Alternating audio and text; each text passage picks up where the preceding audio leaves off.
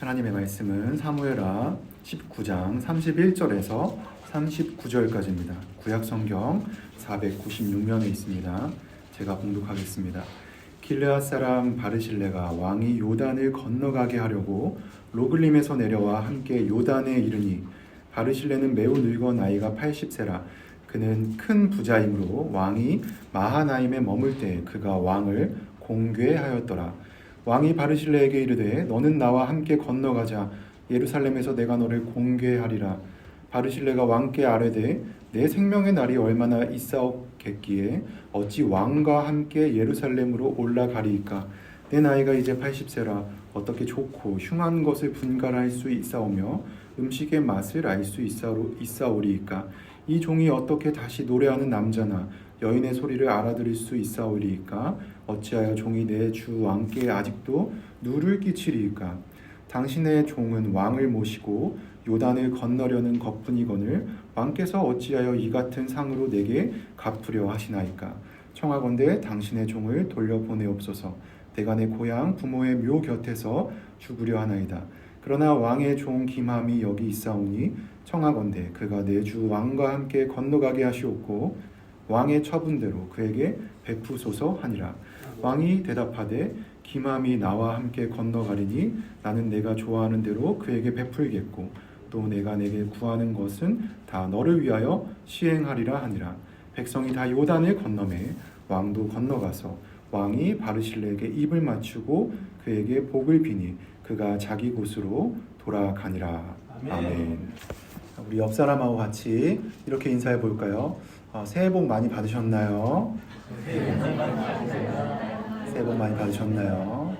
네, 성경에는 복이라는 것이 경제적인, 물질적인, 영적인 그 모든 복을 총망라하는데 올 한 해 여기 예배에 참여하신 모든 주님의 자녀분들께 그러한 풍성한 복이 열매가 맺히는 그런 은혜가 있기를 축복합니다. 아멘. 조선 전기 문신 중에서 유이춘이라는 사람이 있습니다. 아마 처음 들어보셨을 텐데 기억하지 않으셔도 됩니다. 이 사람이 명종 을사사화 때 호응하지 않았어요.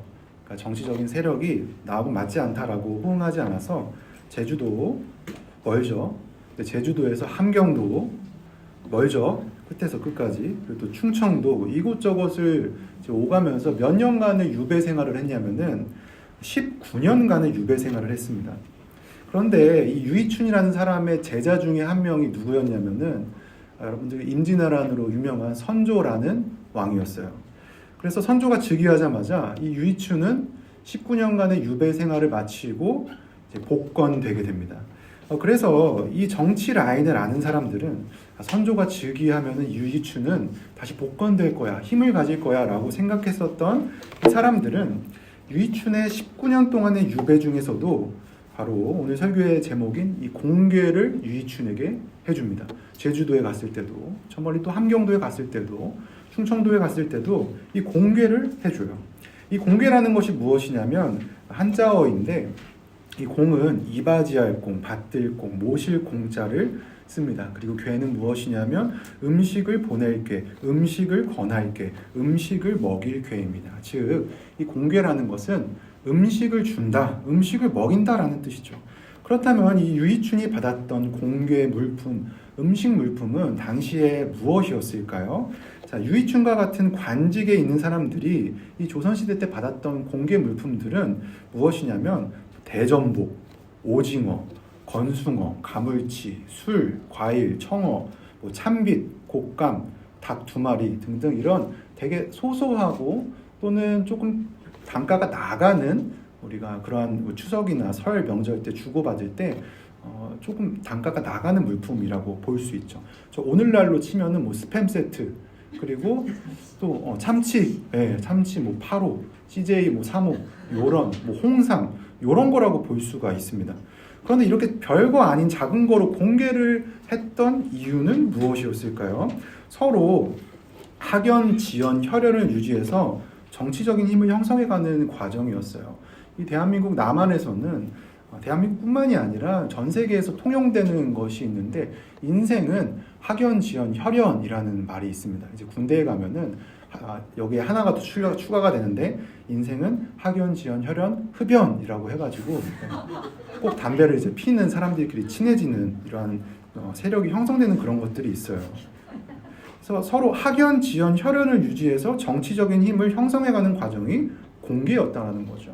이 생필품들을 공개함으로써 음식을 줌으로써 세력을 형성했다라는 거예요. 그래서 이 공개의 성격은 무엇이냐면은 대가성, 보상의 의미가 컸습니다.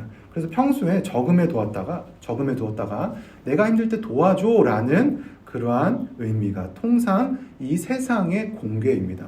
그런데 이 성경 본문을 보면은 대가와 보상을 바라지 않고 공개를 하는 사례가 등장해요.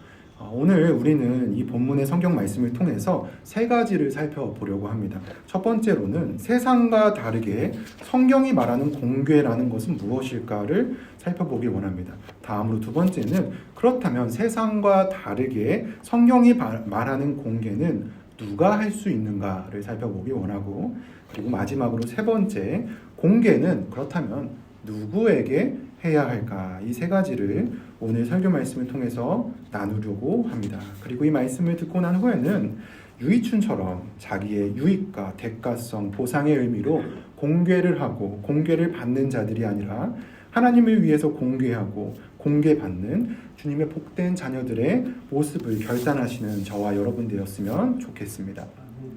먼저 첫 번째로 살펴볼 것은 세상과 다르게 성경이 말하는 공개는 무엇인가 하는 부분입니다. 이 본문에는 바르실레의 공개가 등장합니다. 바르실레라는 사람은 성경에 두 번밖에 등장하지 않기 때문에 처음 들으시는 분들이 굉장히 많으실 겁니다. 이 바르실레는 누구냐면 요단강 동쪽의 로글림의 노인이었습니다. 그런데 이 노인이었는데 부자 노인이었어요. 지역 유지였고 그리고 꽤 건강했던 것으로 보입니다. 성경을 읽고 유추해 보면 돈이 엄청 많은 부자 노인이었던 거죠. 그의 출신지는 어디였냐면 어느 곳 사람이었냐면 길르앗 사람이었습니다.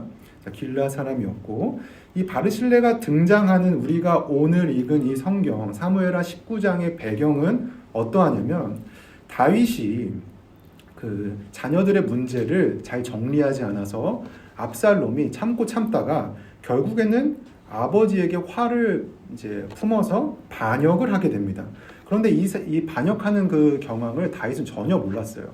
그래서 반역을 했었을 때 아무런 준비 없이 정말 맨발로 도망치게 돼요. 아무런 준비 없이. 그래서 경황 없이 자기의 왕궁을 떠나게 됩니다. 그래서 요단강을 건너서 도망치게 되는데 그때 다윗 일행과 백성에게 음식과 친구들을 이 바르실레가 제공을 하게 돼요.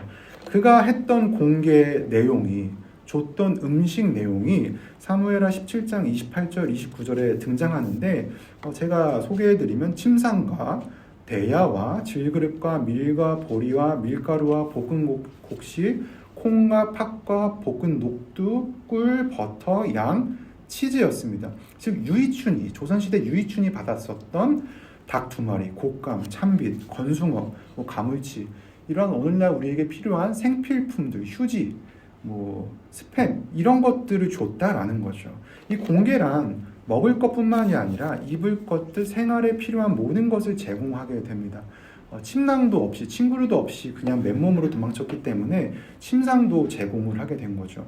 그래서 이 사도행전 6장 2절을 보시면은 이 공개가 무엇인지에 대해 성경적인 의미가 나오는데 우리가 하나님의 말씀을 제쳐놓고 접대를 일삼는 것이 마땅하지 않다라고 접대라는 의미로 쓰이고 그리고 창세기 47장에서는 요셉이 바로의 명령대로 라암셋을 주고 먹을 것을 주어 봉양하게 하는데 이제 공개가 여기서 또 쓰이게 됩니다. 이제 먹이고 입히는 것을 의미하는 거죠. 그런데 이 앞서서 나온 조선시대 때 우리가 세상에서 말하는 공개의 물품과 이 성경에서 말하는 공개의 물품은 차이가 없습니다. 생필품이기 때문에.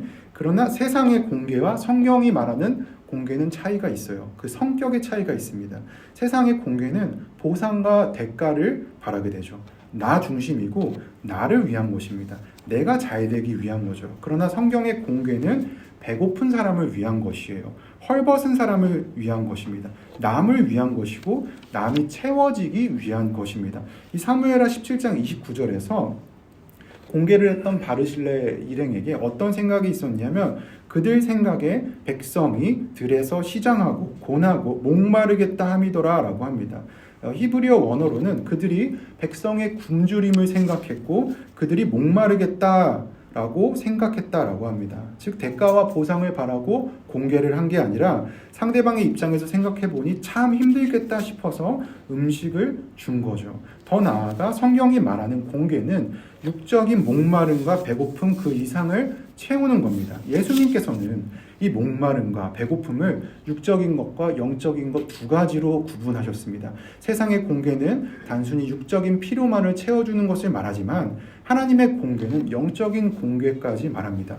기도가 필요한 자들에게는 기도를 해주고 말씀이 필요한 자들에게는 성경 말씀을 전해주고 찬양이 필요한 자들에게는 찬양을 주고 성령의 열매가 필요한 자들에게는 그 성령의 열매를 전해주는 거죠. 이것이 최종적으로 성경이 말하는 공개입니다. 그런데 아무나 기도를 해줄 수 있는 게 아닙니다. 아무나 말씀을 줄 수 있는 게 아닙니다. 아무나 찬양을 줄 수 있는 게 아니고 아무나 성령의 열매를 줄 수 있는 게 아닙니다. 아무나 하나님의 공개를 할 수 없어요. 자, 그렇다면 두 번째로 아무나 할 수 없다면 누가 하나님의 공개를 할 수 있을까요? 자, 일반적으로 생각했을 때 누군가한테 음식을 먹여주고 상대방의 입장에서 생각한다라는 것은 그 사람의 성품이 아마도 긍휼하거나 예의 바른 사람, 배려 있는 사람일 겁니다. 이기심이 없는 사람일 겁니다. 마찬가지로 바르실레도 그러한 성정의 사람이었습니다. 바르실레는 출신지가 길르앗이었는데 이 길르앗 사람들은 어떤 성정을 갖고 있었냐면 자, 다윗이 왕위에 즉위하기 전에 선대 왕은 사울이었죠.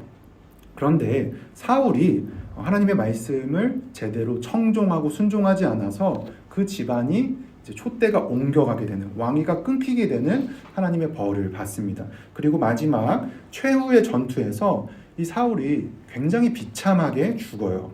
그래서 시신조차 수습하지 못하던 시기였었습니다.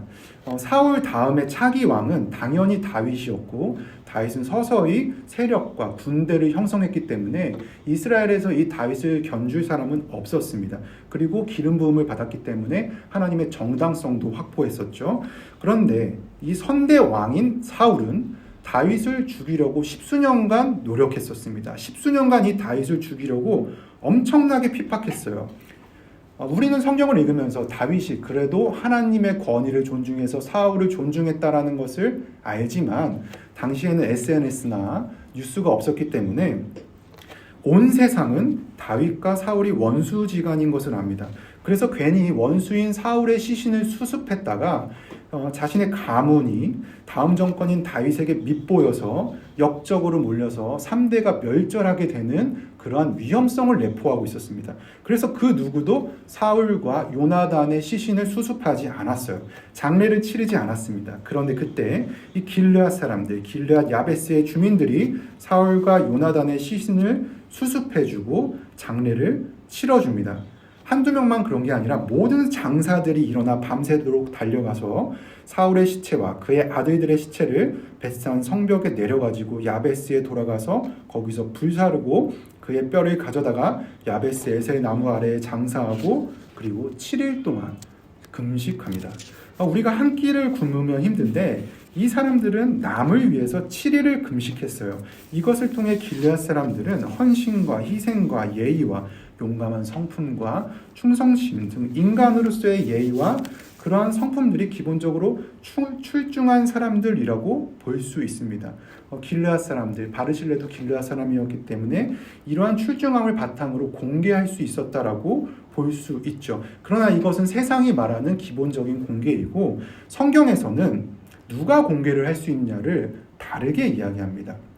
길르앗 사람들처럼 성품과 성정과 예의가 출중한 사람도 아니고 자기의 이익을 위해서 공개하는 사람도 아니고 오히려 다르게 이야기하는데 사무엘하 17장 29절에 보시면 저희가 생각했다라고 합니다. 저희가 생각했다라는 단어는 히브리어 원어로 명령을 받았다라는 뜻이에요. 즉 소명을 받았다라는 뜻입니다. 소명은 무슨 뜻이냐면 사람이 하나님의 일을 하도록 하나님의 부르심을 받았다라는 것을 지칭합니다. 이 바르실레 외에 이 다윗의 일행에게 두 명이 더 공개를 해요. 바로 소비와 마길이죠. 하나님께서 명령하셨습니다.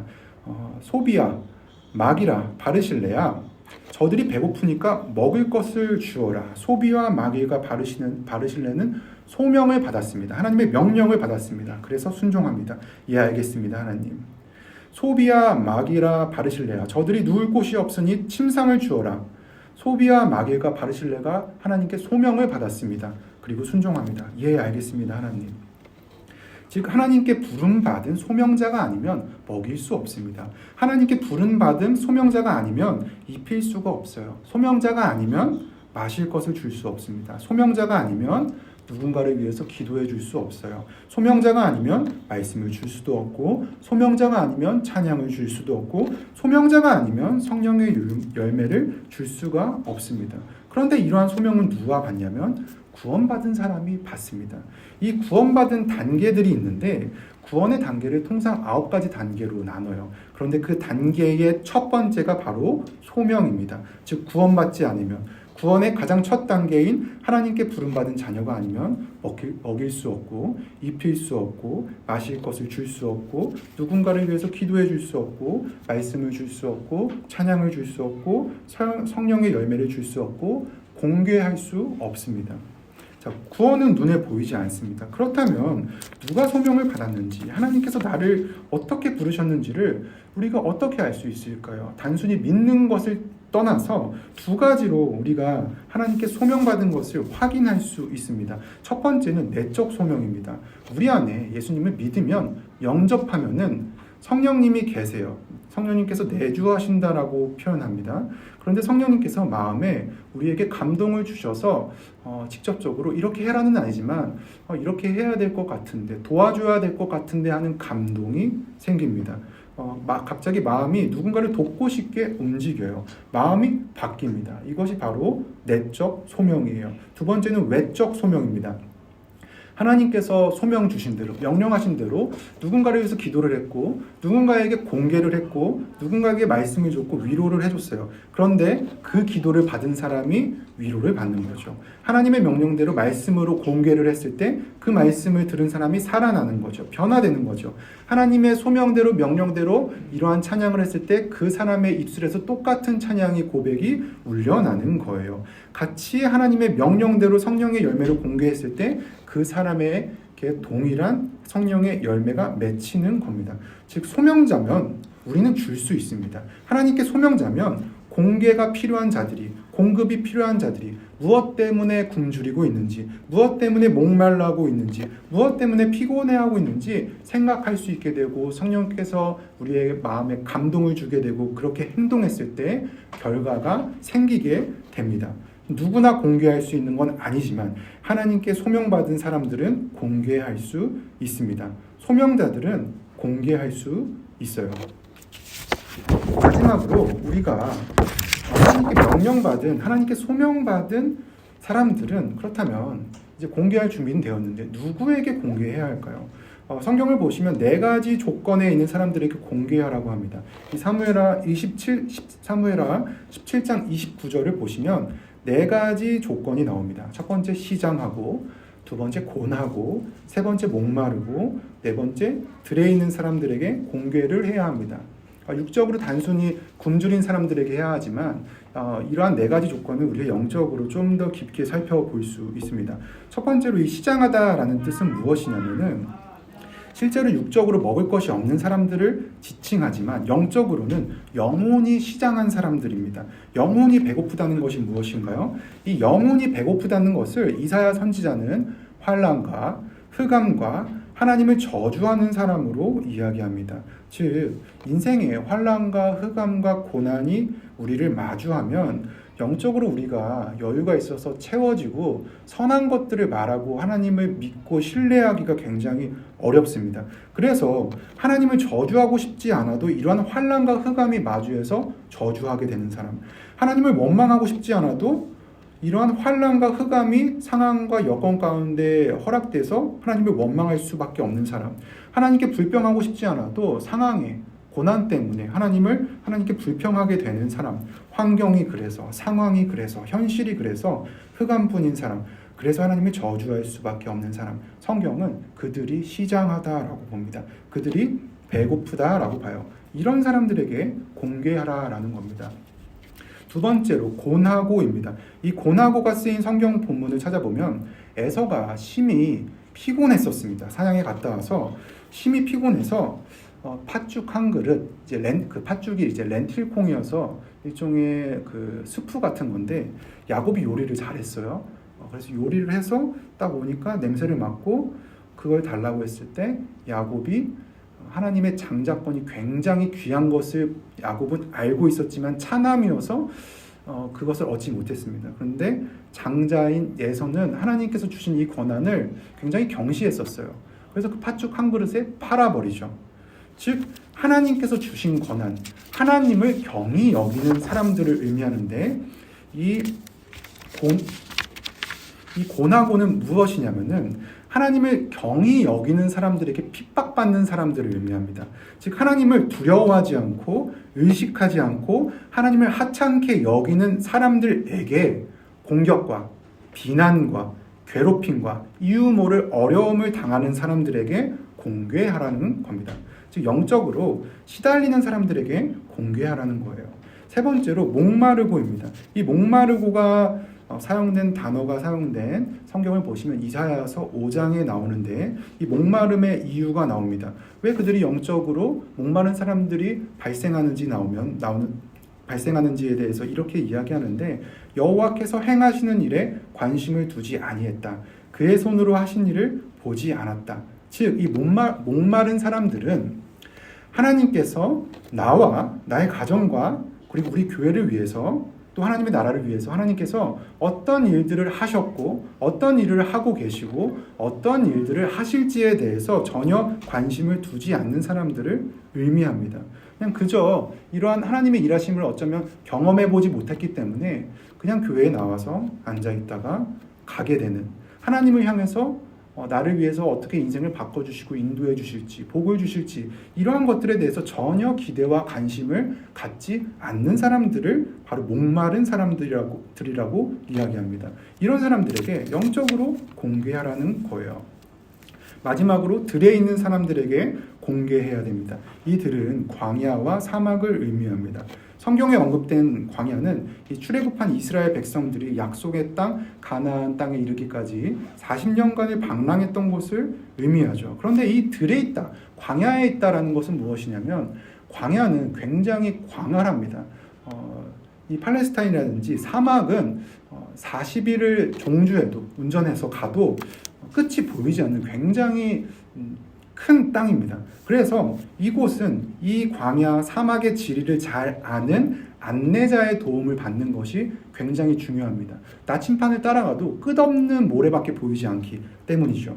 하나님께서는 그래서 광야 40년간을 구름 기둥과 불 기둥으로 먼저 이스라엘보다 앞서가셔서 인도하셨죠. 즉 들에 있다, 광야에 있다, 사막에 있다라는 것은 무슨 뜻이냐면 하나님의 인도를 받아야 되는데 그들의 삶 가운데 그들의 가정이 하나님의 인도를 받아야 하는데 하나님의 인도를 전혀 받지 못하고 있는 사람들, 구름 기둥과 불 기둥을 보지 못하고 있는 사람들, 의지할 데 없이 외로워하는 사람들, 두려워하는 사람들이 있는 곳이 바로 들에 있는, 사막에 있는, 광야에 있는 사람들입니다.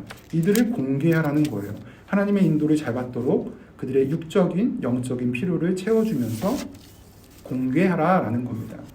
자, 오늘 설교 말씀을 마무리하려고 합니다. 이 세상과 다르게 성경에서 하나님께서 말씀하시는 공개가 무엇인지, 누가 공개를 할 수 있는지, 누구에게 공개를 해야 하는지에 대해 말씀을 나눴죠. 제일 좋은 공개는 하나님을 향한 공개예요. 하나님을 향한 먹임, 하나님을 입혀드리는 거죠. 하지만 열왕기상 8장 27절을 보시면 이 원어로 말하기를 하늘과 하늘들의 하늘이라도, 즉 이 세상의 신들, 천사들이라도 주를 공개하지 못하겠거든 하물며 내가 건축한 이 성전으로 하나님을 공개할 수 있겠습니까? 라고 합니다. 하나님은 결핍이 없으세요. 하나님은 목마르지 않으십니다. 하나님은 헐벗지 않으세요. 이 세상의 모든 것이 하나님의 것입니다. 사단과 이 세상의 귀신들조차도 자신들이 어떠한 일을 하려고 할 때 하나님의 허락을 받습니다. 이 세상의 주인이시죠. 그래서 하나님께서는 필요한 게 없으세요. 그래서 하나님을 향해서 우리는 어떻게 공개할 수가 없겠구나라고 생각하기 쉽겠지만, 그러나 주께서는 하나님을 향한 공개를 이렇게 말씀하셨습니다. 내가 줄일 때에 너희가 먹을 것을 주었고, 목마를 때에 마시게 하였고, 나그네 되었을 때에 영접하였고, 헐벗었을 때에 옷을 입혔고, 병들었을 때에 돌보았고, 옥에 갇혔을 때에 와서 보았느니라. 이에 의인들이 대답하여 이르되 주여, 우리가 어느 때에 주께서 줄이신 것을 보고 음식을 대접하였으며 목마르신 것을 보고 마시게 하였나이까? 어느 때에 나그네 되신 것을 보고 영접하였으며 헐벗으신 것을 보고 옷 입혔나이까? 어느 때에 병드신 것이나 옥에 갇히신 것을 보고 가서 배웠나이까 하리니, 임금이 대답하여 이르시되 내가 진실로 너희에게 이르노니 너희가 여기 내 형제 중에 지극히 작은 자 하나에게 한 것이 곧 내게 한 것이니라. 내가 줄일 때, 목마를 때, 헐벗었을 때, 나그네 때, 옥에 갇혔을 때 너희가 나에게 공개했다라고 주께서는 말씀하셨습니다. 시장하고 고나고 목마르고 들에 있는 자들에게 공개한다면 그것이 곧 하나님을 향한 공개입니다. 그리고 하나님께서는 받으시는 것으로, 이 공개를 받으시는 것으로 끝내지 않으십니다. 이 본문에서 다윗이 결국에는 압살롬의 반역을 진압합니다. 왕권을 되찾아서 예루살렘으로 귀환할 때 바르실레를 향해서 이렇게 말합니다. 이제는 내가 너를 공개하리라. 내가 너를 먹이리라. 내가 너를 입히리라 라는 뜻입니다. 예수님께서는 언젠가 다시 오십니다. 이 재림의 관점에서 이 성경 이야기 중에 다윗은 예수님을 상징합니다. 예루살렘은 천국 하나님 나라를 상징합니다. 즉 주께서 우리를 향해 천국에서 우리를 공개하겠다, 천국에서 우리를 먹이고 입히고 마시게 하겠다, 책임지겠다라는 말씀입니다. 하나님의 자녀로 소명받은 우리 본향교회 성도 여러분, 시장하고 고나고 마르고 들에 있는 자들에게 공개함으로써 주님께 공개하는, 그로 인해 주님께 공개받는 본향교회 성도 여러분 되시기를 주님의 이름으로 축복합니다. 기도하겠습니다.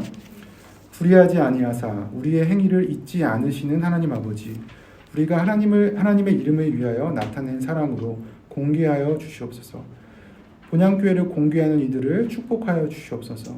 북에 있는 우리 동포들에게 공개하게 하여 주시옵소서. 어제도 성도를 섬기며 이제도 섬기고 있는 우리 교회의 직분자들을 잊어버리지 아니하심을 믿습니다. 행함 있는 믿음으로 북녘의 동포들에게 공개하는 본향교회와 그 사명을 감당하는 담임 목사님과 그 가정을 공개하여 주시옵소서. 주님께서 소명을 주신 자녀들을 통해 북녘의 동포들에게 공개하실 것을 믿고 소망합니다. 예수 그리스도의 이름으로 기도하옵나이다. 아멘.